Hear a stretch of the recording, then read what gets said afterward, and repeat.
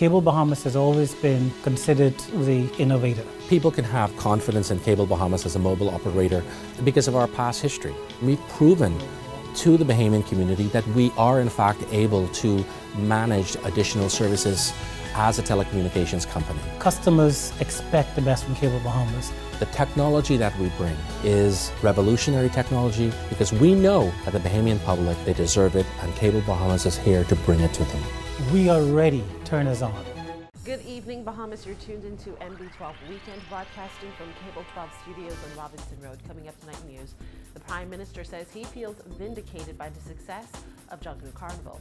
Leslie Miller confirms that he's out as BEC chairman. Why it may take years before that Rubis oil spill is fully cleaned up. Plus, local visual artists showcase a more creative aspect of Junkanoo Carnival. I'm Paige McCartney. We've got those stories and more straight ahead on MB12 Weekend.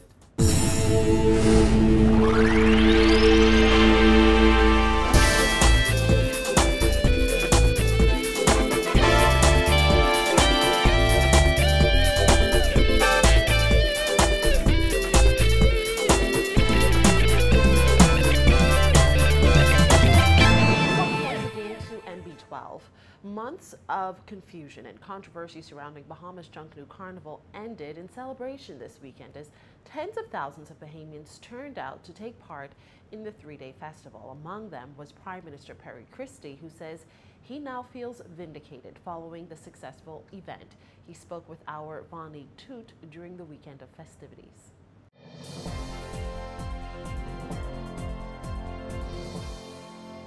Thousands of Bahamians showed up and showed out on the second night of Bahamas Junkanoo Carnival. Now, despite months of controversy leading up to this event, Prime Minister Perry Christie says he feels vindicated. I feel very good. I feel vindicated. I think the Carnival Commission did an excellent job of ignoring the naysayers and just focusing on the way ahead. Controversy surrounding Carnival's $9 million price tag, international headliner, communication breakdowns, and the resignations of 3 Carnival Commission members seemed like a distant memory this weekend as Bahamians jumped in the line to support the exciting event.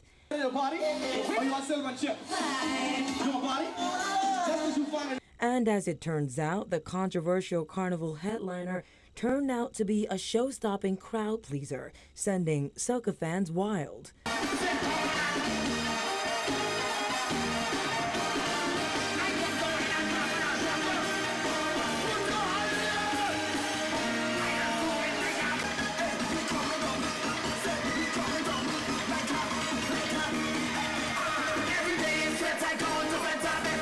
Though some critics accused government of importing Trinidadian culture to the Bahamas and calling it Junkanoo Carnival, Christie says he's happy Bahamians turned out in large numbers.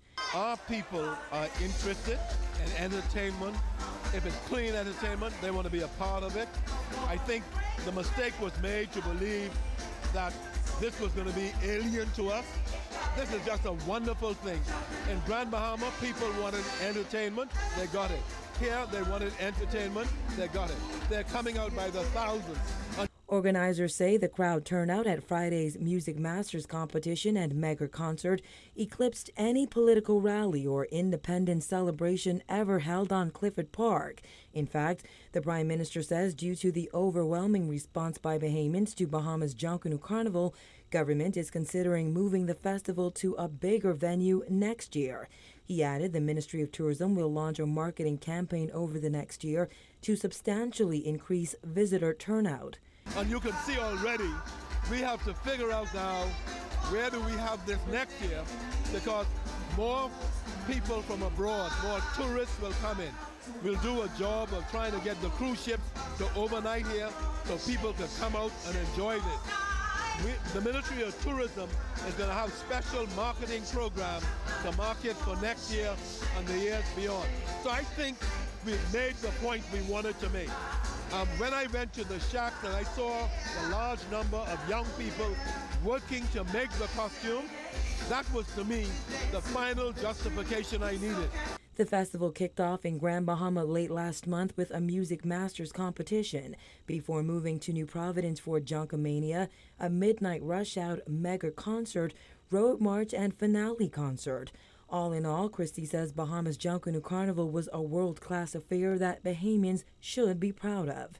I'm happier tonight by all that is happening here. Look how good. This is really awesome. I'm so surprised. You know, it's a wonderful presentation. And, You're not supposed to see that. Reporting for NB12, I'm Vindicated. Well, outspoken chairman of the Bahamas Electricity Corporation, Leslie Miller, telling NB12 that he's being pushed out of his position at the cash-strapped corporation as government moves forward with a partnership with Power Secure. Miller, who has been a figure of controversy at BEC for the past 3 years, has famously fought with the corporation's unions, opposed some government initiatives for the corporation, and admitted to his family businesses owing the corporation well over 6 figures. NB12 caught up with Miller on the sidelines of the Bahamas Junkanoo Carnival Road March Saturday. He questioned why government would not include any of the current BEC board members on the transition team for the Power Secure takeover. Well, from what I understand, the board isn't going to be there, that's for sure. And the chairman won't be there, so whoever the new board is, I find it a little strange that you can have a transition team and put a new board in place.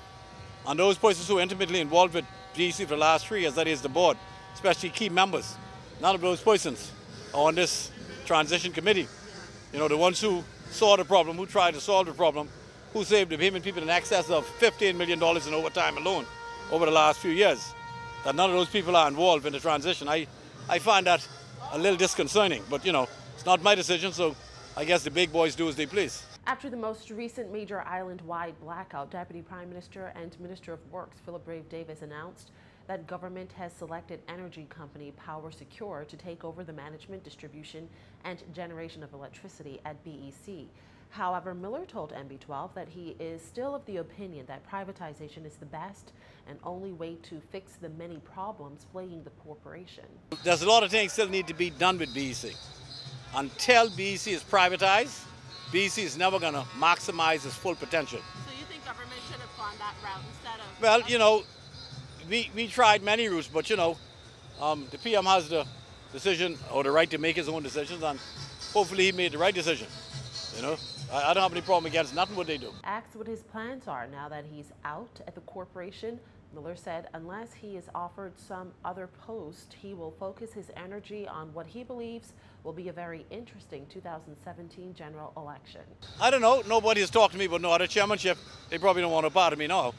So I'll probably go and continue to keep my seat comfortable and go back to Howard Road where I came from. You know, every time they send me home, I go down there. So I got plenty of work to do. It's up to them. If they offer me something I think is worthwhile on behalf of the people accept, if they don't, then I'll go and win my seat and wish them the best that they win theirs. And Miller could not say when the transition team will take over at BEC. Well, Rubis Managing Director Gordon Craig estimates it will take another 2 to 3 years and many millions of dollars to clean up a gas leak that happened at its Robinson Road service station over 2 years ago. However, Craig could not give an exact figure for remediation, telling NB12 costs increase every month. Well, we've spent several million already, and there's still work to do. We have another probably 2-3 years of work to do, and we will spend whatever it takes. And how much would you estimate you would have spent after another 2 or 3 years? That would be speculation, but it'll be many $1 million. According to a report by Black & Veatch, the spill occurred in late 2012, early 2013, exposing people who live and work near Rubis's Robinson Road service station to chemicals that could create health risks. However, Craig insists only 5 properties in the Marathon area were affected by the plume area. He says the goal is to eliminate that plume in a few years. Our objective is that there is contamination under the service station. It's in a limited area. It's not expanding, as people have alleged in the media recently. And our objective is for that plume not to be there in a few years' time. Principal engineer for international consulting firm Arcadis, Jorge Ramirez, says steps will be taken to accelerate the remediation process.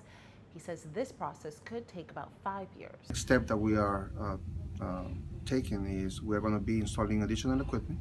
We're going to be putting additional wells to address the groundwater and to accelerate the remediation of the affected area. That process will take approximately, based on experience with similar sites about 5 years. Ramirez says he understands Marathon residents' fears and frustrations, but their investigations tell them a small area was impacted and there's nothing to fear and residents are safe. At this point, the people are safe.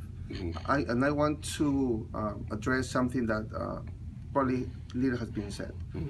There is a remediation system, soil vapor extraction, that is sucking air from the subsurface to impede that any vapors could migrate to those properties. We did that before we concluded all our investigations. But the latest results have confirmed that even if we don't have that system, vapors couldn't migrate to the indoor air. So that was an added layer of precaution that we put in there just to protect those residents. Government has released a draft Environmental Planning and Protection Bill 2015, which is designed to increase environmental protection and oversight. Craig says while he has not yet seen the bill, any legislation that is practical, effective, and protects the environment and public health has the company's support. While a leading attorney and environmentalist is criticizing the government's recently proposed Environmental and Planning and Protection Bill 2015 as a knee-jerk reaction to growing public backlash following the release of that Black and Veatch report on the Rubus leak in Marathon. Environmental attorney and Save the Bay's director, Ramald Ferreira, was adamant that anything short of a full-fledged Environmental Protection Act governing development is insufficient. That's not an Environmental Protection Act. An Environmental Protection Act will call itself that. So it looks like an amendment to the Planning and Subdivision Act. Like I said, I haven't gone through it. I'm in the process of going through it now. But these ideas have been discussed before. To create another government department, well, you judge for yourself. Your viewers can judge for themselves how effective they think that will be. Ferreira said the events that took place at the last town hall meeting for Marathon residents just stopped short of injustice. I think what happened at the Justice for Marathon meeting was a terrible travesty. That they bussed in people, they disrupted the meeting, and the very residents that it was meant to help, to provide information to so they can make an informed choice about their lives and their health and those of their loved ones, weren't even able to get the information. I mean, it's sad. And this is against a backdrop where the established standard for benzene in drinking water is 0.39 micrograms per liter, which is essentially a metric part per billion. But they found it as high as 9,900. I mean, why would you do that? I mean, what type of leadership would encourage that? Rubus maintains that its remediation efforts are in keeping with international best practices and that the spill is contained. However, Ferreira is questioning the validity of those statements. And I take strong exception to the statements that say that the spill is contained when we in fact know that it's moving. We know that. That was discussed at the first town meeting. The government officials themselves know it's moving, so I don't understand it. It seems to be a contradiction of terms. How can it be contained if it's moving? What do you mean by that? If it's underground and it's moving to the northwest, I invite you to look up the dictionary meaning of contained. If you look it up in a dictionary, that means within a defined area. So how can that be? There was no membrane, wall, or otherwise to prevent it from migrating. They said at the town meeting that it migrates radially. They said that if it hits a trench or something like that, it'll migrate even faster.